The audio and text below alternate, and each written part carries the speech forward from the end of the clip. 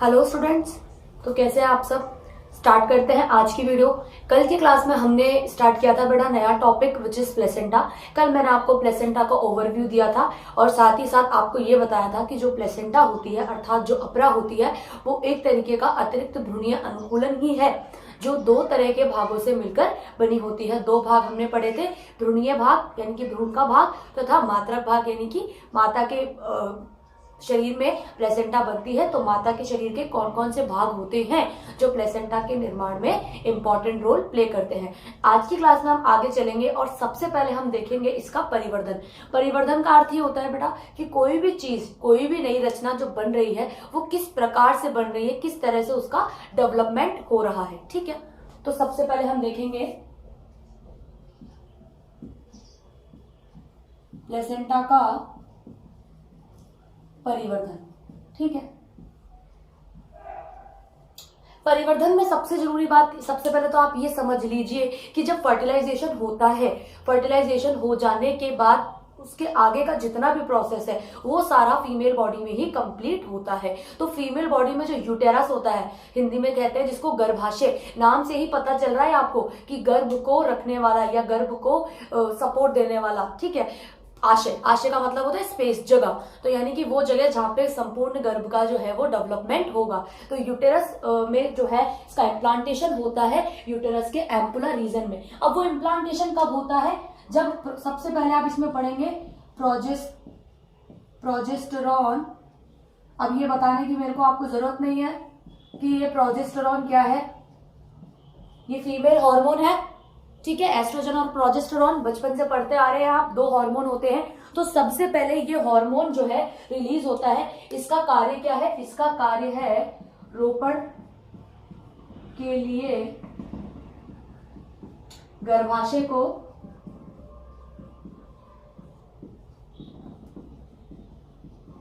तैयार करना। ठीक है, तैयार करने का मतलब ये होता है कि ये इनिशिएट, मतलब ये जो हार्मोन होता है इसका रिलीज होना इसलिए जरूरी है ताकि गर्भाशय को ये सिग्नल मिल जाए कि अब उसे जो है इम्प्लांटेशन का प्रोसेस आगे फॉलो करना है। इसके बाद में क्या होता है कि गर्भाशय का जो अंत है स्तर होता है। कैसे पहचानेंगे आप कि गर्भाशय जो है रोपण के लिए तैयार हो गया, तो गर्भाशय का अंत स्तर, कल भी मैंने आपको बताया था एंडोमेट्रियम, अंत स्तर को इंग्लिश में कहते हैं एंडोमेट्रियम, क्या हो जाता है, थोड़ा सा मोटा हो जाता है। क्या हो जाता है, मोटा हो जाता है। ठीक है, और संवहनीय,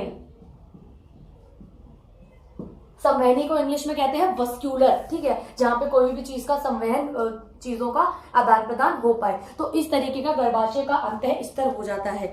ठीक है, उसके बाद में यहाँ पे कुछ स्पेसिफिक जो है मटेरियल्स हैं, बता देती हूं मैं आपको, जैसे कि म्यूसिन व ग्लाइकोजन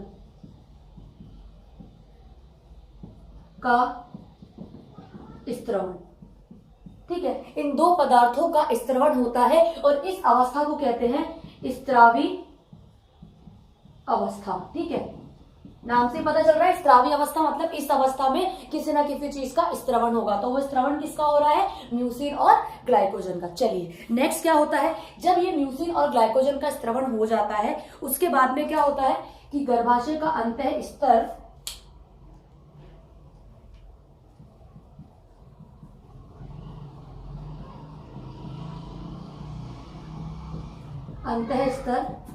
कोमल हो जाता है, थोड़ा सा सॉफ्ट हो जाता है, आर्द्र हो जाता है तथा सबसे इंपॉर्टेंट चीज है रक्त कोशिकाओं से भर जाता है। किससे भर जाता है, रक्त कोशिकाओं से भरा।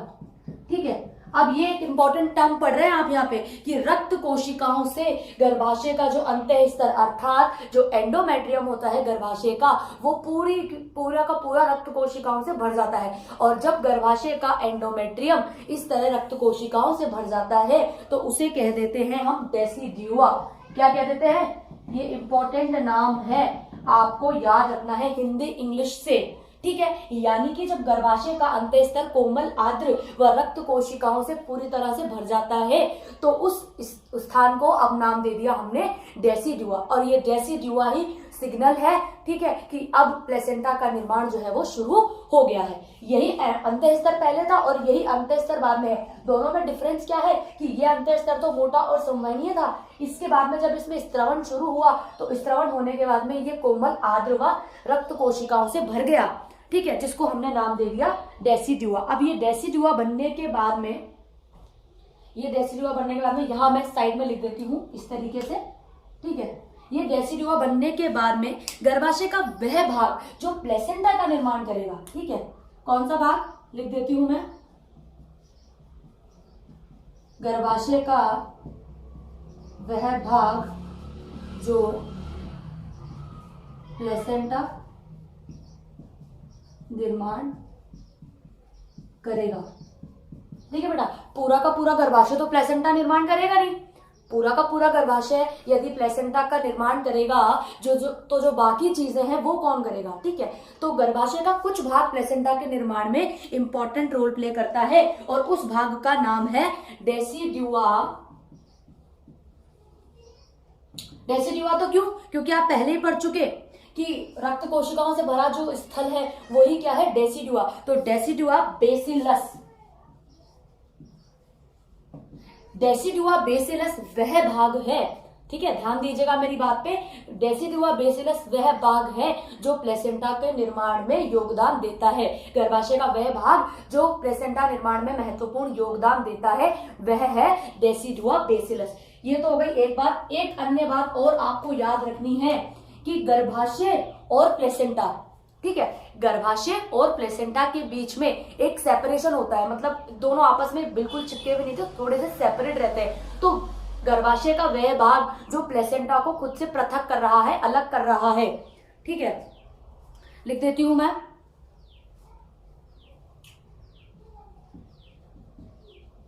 गर्भाशय का वह भाग जो प्लेसेंटा को अलग करता है, अलग करता है, इसका एक अलग नाम है, ठीक है। याद करने के तरीका मैं आपको बता देती हूं। डेसिडुआ, देखिए बेटा ये टर्म तो आप हर जगह ही पढ़ेंगे, डेसिडुआ कैप्सुलेरिस,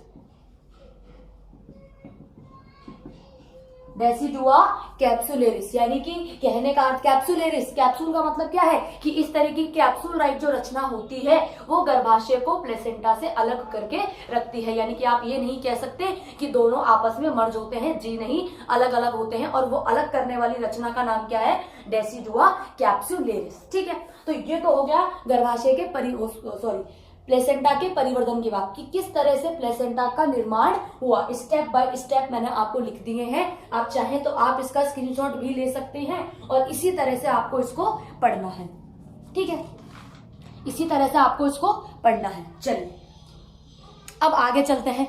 देखिए बेटा, कल की क्लास में मैंने आपको बताया था कि अतिरिक्त भ्रूणीय जो झिल्लियां होती हैं, क्या होती हैं, जो अतिरिक्त भ्रूणीय झिल्लियां होती हैं वे ही प्लेसेंटा के निर्माण में जो है भाग लेती हैं, ठीक है। तो वो कौन कौन से अतिरिक्त भ्रूणीय झिल्लियां हैं जो प्लेसेंटा के निर्माण में भाग लेती हैं।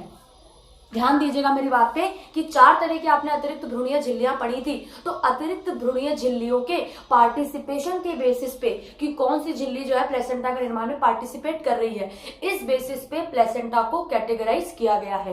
क्या किया गया है, वर्गीकृत किया गया है। तो जो मेन आपकी है वो है आपकी कोरियन, योगसैक एंड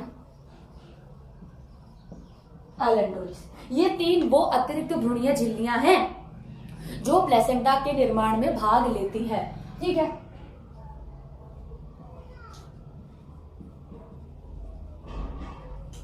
के आधार पर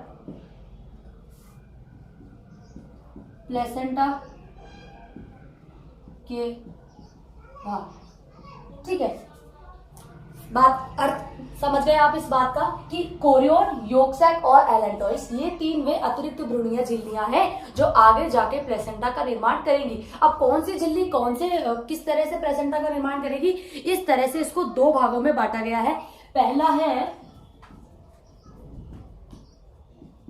पीतक कोश, पीतक कोश या कोरियो विटेलाई, पीतक कोश या कोरियो विटेलाई प्लेसेंटा। ठीक है, और दूसरा है आपका कोरियोनिक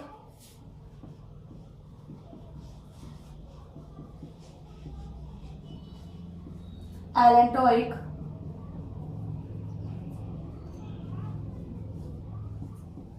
प्लेसेंटा। ठीक है, नाम से ही पता चल रहा है आपको कि इसमें पीतक कोश यानी कि योक सैक और कोरियन पार्टिसिपेट करेगी, और इसमें कौन पार्टिसिपेट करेगा, कोरियन और एलेंटोइस। ठीक है, तो इस तरह दो तरह के आपके प्लेसेंटा के भाग हो गए। किसके बेसिस पे, अतिरिक्त भ्रूणीय झिल्लियों की उपस्थिति के बेसिस पे। अब फटाफट से हम इन दो झिल्लियों को, इन दो प्लेसेंटा के टाइप को देख लेते हैं कि ये क्या कहना चाह रहा है। ठीक है, मेरे पीछे डायग्राम देख रहे हैं आप, दो तरीके की मैंने अभी आपको बताई थी बेटा, पीतक कोश जिसका नाम है योक सैक प्लेसेंटा, एक अन्य नाम और है इसका कोरियो विटेलाई प्लेसेंटा। ठीक है, पहले तो उसको डायग्राम से समझ लेते हैं, उसके बाद मैं थोड़े से आपको इसके पॉइंट्स बताना चाहूंगी कि क्या क्या आपको इसके बारे में पढ़ना है। ठीक है, तो देखिए बेटा, सबसे पहले तो इसको समझ लेते हैं आप। नाम से ही पता चल रहा है आपको कि योक सैक प्लेसेंटा यानी कि इसको बनाने में महत्वपूर्ण योगदान कौन सी अतिरिक्त भ्रूणीय झिल्ली ने दिया है, योक सैक ने। ठीक है, यानी कि इस प्रकार की जो प्लेसेंटा होती है उसका निर्माण कौन करता है, योक सैक नाम की जो आपकी अतिरिक्त भ्रूणीय झिल्ली है, सबसे पहले वाली वो। ठीक है, यदि हम बात करें इसकी, तो ये बेटा वास्तविक प्लेसेंटा नहीं होती है। ये कैसी होती है, ये वास्तविक प्लेसेंटा नहीं होती है। उसका रीजन मैं आपको देती हूँ। देखिए बेटा, प्लेसेंटा का मतलब ये है कि जो विकसित हो रहा भ्रूण है उसको सुरक्षा प्रदान करे। अब आपको पता है कि स्तनधारी की यदि हम बात करें, मैमल्स की यदि हम बात करें, तो जो उनके अंडे होते हैं वो सूक्ष्म पीतकी अर्थात माइक्रोलेसिथल होते हैं। अब आप थोड़ा सा लॉजिक लगाइए कि जब अंडे में पीतक की मात्रा, ठीक है, सूक्ष्म पीतकी का मतलब क्या हुआ कि पीतक की मात्रा सूक्ष्म है, बहुत ही कम है, that is why they are known as microlecithal eggs. Micro का मतलब होता है बहुत ही कम। ठीक है, एक तो होता है कम, एक होता है बहुत ही कम। तो सूक्ष्म का मतलब होता है बहुत ही कम, शायद जिन्हें हम नेकेड आइज के थ्रू देख भी नहीं सके।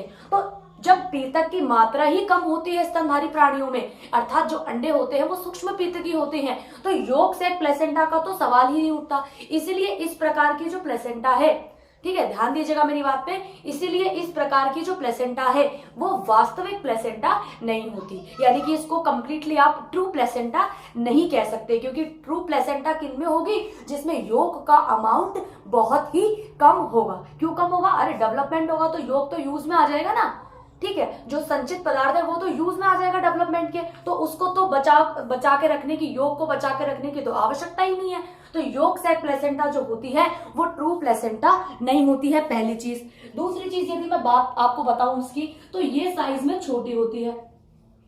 कैसे होती है, स्मॉल इन साइज, आकार में कैसी होती है, जो ट्रू प्लेसेंटा होती है उसके कंपैरिजन में ये आकार में कुछ छोटी होती है। दूसरी चीज, तीसरी चीज इसके बारे में यदि मैं आपको बताऊं तो इसके एग्जाम्पल है मेटाथेरियन मैमल्स।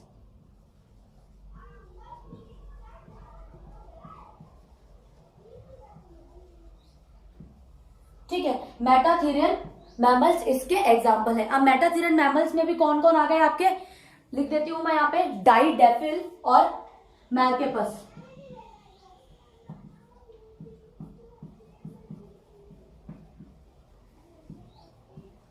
ठीक है, ये दो आपके मेटाथेरियंस के एग्जाम्पल हैं।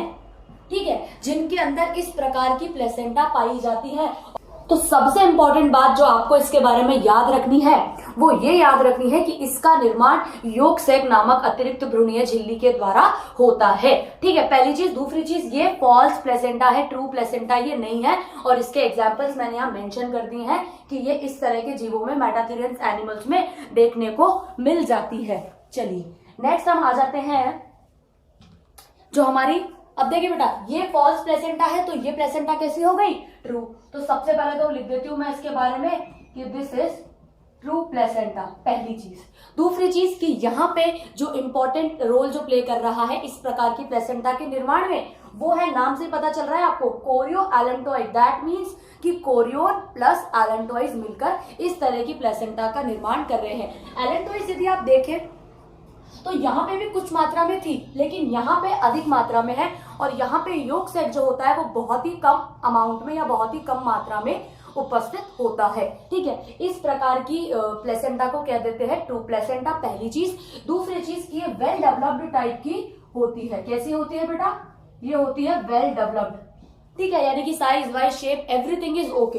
ठीक है, ये इस प्रकार की जो प्लेसेंटा होती है वो होती है वेल डेवलप्ड अर्थात सुविकसित प्रकार की। चलिए, तीसरी चीज यदि मैं आपको इसके बारे में बताऊं तो तीसरी और सबसे इंपॉर्टेंट चीज ये है कि इसमें योग सैक का जो अमाउंट होता है वो बहुत कम होता है, और एलेंटॉइड जो होती है वो उसको पूरा ओवरलैप करके रखती है, यानी कि यहाँ पे सर्वाधिक भाग किसका मिलता है? एलेंटॉइड का मिलता है। ठीक है, ट्रू टाइप ऑफ प्लेसेंटा है। अब यदि मैं बात कर लूं इसके एग्जाम्पल की, किसकी बात कर लूं? इसके एग्जाम्पल की, तो एग्जाम्पल मैं यहां ऊपर लिख देती हूं आपको इसके एग्जाम्पल। इसके एग्जाम्पल है जितने भी आपके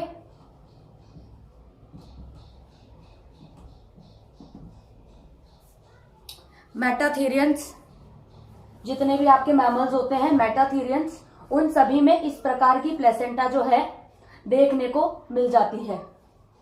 मेटाथेरियंस और उसके अलावा यूथेरियंस। भाई वास्तविक प्लेसेंटा है तो मेटाथेरियंस और यूथेरियंस में ये भी मेटाथेरियंस के कुछ एनिमल्स में थी, जो जिसके एग्जांपल मैंने आपको दी थी, डाइडेफिल और मार्केपस। उसके अलावा जितने भी आपके मेटाथेरियन और यूथेरियंस एनिमल्स हैं उन सभी में किस प्रकार की प्लेसेंटा मिलेगी? Chorio allantoic placenta. ठीक है, डिफरेंस समझ में आ गया आपको, एग्जाम्पल समझ में आ गया आपको। ठीक है, अब यदि हम बात करें कि बेटा इस प्रकार की जो प्लेसेंटा होती है वो दो तरह के भागों से मिलकर बनी होती है। किससे मिलकर बनी होती है? दो तरह के भागों से मिलकर बनी होती है। स्टार्टिंग में ही मैंने आपको बताया था कि जो भी प्लेसेंटा है उसके निर्माण में दो तरीके के भाग काम में लिए जाते हैं। ठीक है, भ्रूणीय स्तर और मात्रक स्तर। क्या होंगे बेटा? भ्रूणीय स्तर व मात्रक स्तर। ठीक है, अब यदि हम बात कर ले भ्रूणीय स्तर की, तो भ्रूणीय स्तर नाम से पता चल रहा है आपको कि भ्रूण के कौन कौन से भाग मिलके इस प्रकार की प्लेसेंटा का निर्माण करते हैं। तो लिख देती हूं मैं आपको। सबसे पहले तो भ्रूणीय रक्त कोशिकाएं, ये आपको एज इट इज याद रखने हैं। ठीक है बेटा, कि भ्रूण के कौन कौन से भाग मिलके इस प्रकार की प्लेसेंटा का निर्माण करते हैं, प्लस मात्रक शरीर के यानी कि जो माता है, जो फीमेल बॉडी है, उसके कौन कौन से स्तर मिलके इस प्रकार की प्लेसेंटा का निर्माण करते हैं। भ्रूणीय रक्त कोशिकाएं, भ्रूणीय संयोजी ऊतक,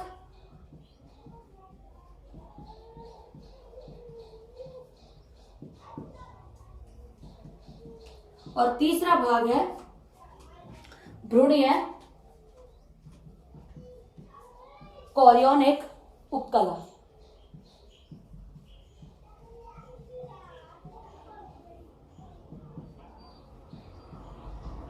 भाई कोरियोनिक क्यों? क्योंकि कोरियन और एलेंटॉइड से तो मिलकर बन रही है, तो भ्रूणीय कोरियोनिक उपकला। ठीक है, इन तीन भागों से ये तीन कौन से भाग हैं? भ्रूणीय स्तर के। अब हम आ जाते हैं मात्रक स्तर के।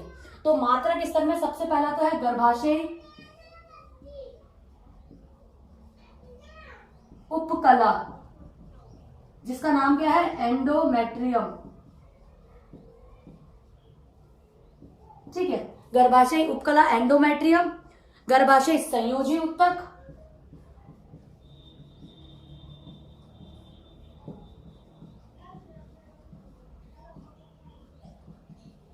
तथा मात्रक रक्त कोशिकाएं।